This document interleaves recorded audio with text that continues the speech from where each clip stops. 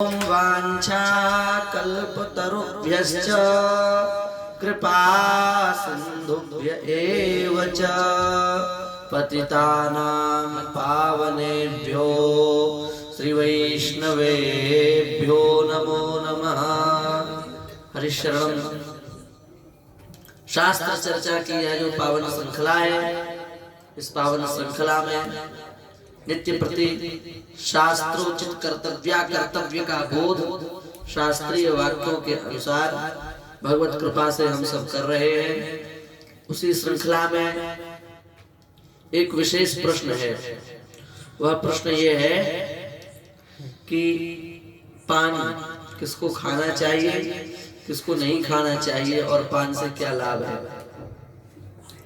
सबसे पहली बात तो यह है कि हमारे शास्त्रों में चूने की बहुत महिमा है और चूने को खाने के लिए पान को खाया जाता है। एक बात तो यह है क्योंकि सीधे चूना खाने से जीभ जो है वो खत्म हो जाएगी, फट जाएगी, इसलिए सीधे चूना नहीं खा सकते, तो उसको पान में मिलाकर के खाने की प्रथा है। दूसरी बात यह है कि आयुर्वेद के अनुसार देखा जाए तो भोजन के बाद शरीर के भीतर एक ऐसी नस होती है जो केवल थोड़े समय के लिए ही खुलती है, उसके बाद नहीं खुलती।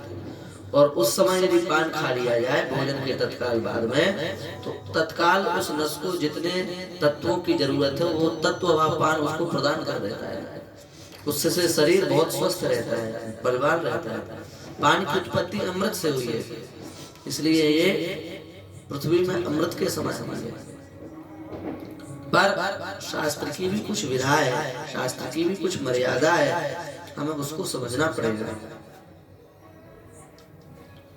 शास्त्र का वाक्य है, तांबूलम विधवा स्त्रीणां यतीनां ब्रह्मचारिणां तपस्विनां च विप्रेन्द्र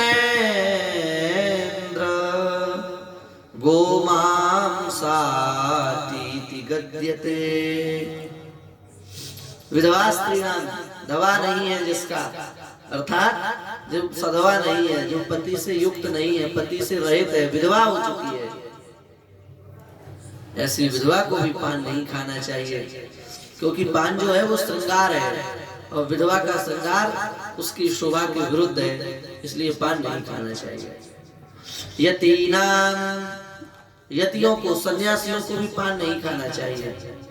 और ब्रह्मचारिणां, ब्रह्मचारी को भी पान नहीं खाना चाहिए, पंडित जी नहीं खाना चाहिए।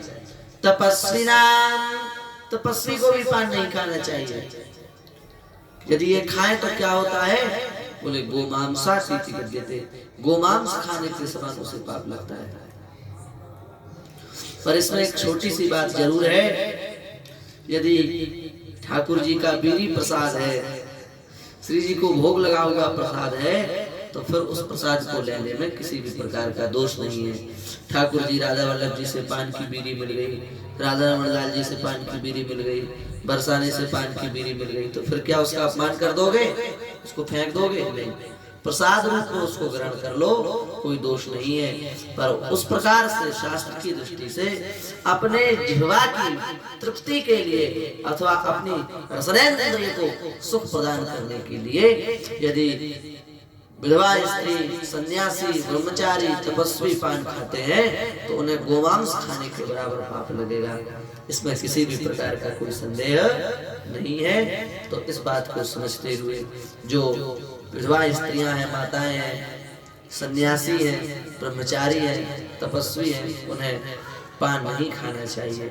यही शास्त्रोक्त विधा है। श्री वृंदावन बिहारी लाल की जय।